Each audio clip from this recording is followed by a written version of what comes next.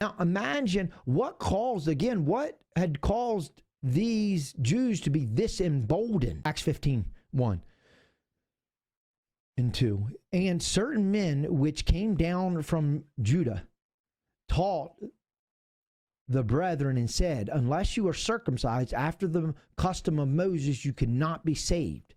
When therefore Paul and Barnabas had no small dissension and disputation with them, they determined that Paul and Barnabas should go to Jerusalem. Okay, so you can imagine here, look at it from this vantage point. Paul rebukes Peter over it. And we don't know of the outcome, but we do know that it broke out into a heated debate with those Jews who had come from James, and evidently they were much more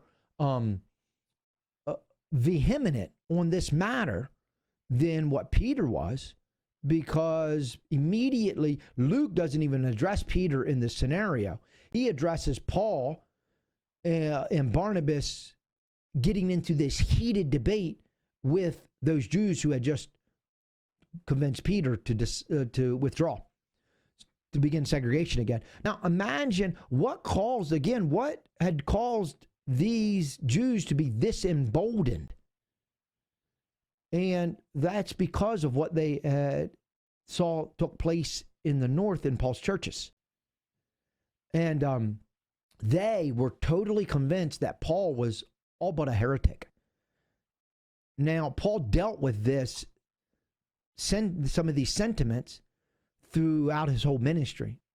The church in Jerusalem, immediately when Paul just sat down and talked to the elders in Jerusalem, Peter, James, and John, and explained to them his understanding, they immediately agreed with Paul, which we will get. However, there were some in the church that refused to agree with the elders in the church in Jerusalem, and they held their stand that no, Paul was off in his doctrine. James acknowledges this in Paul's last visit to Jerusalem, that Paul, there's still some here that they just will not accept you. The Holy Ghost had already given Paul warning 14 years before that Paul in Jerusalem, they will not accept your message.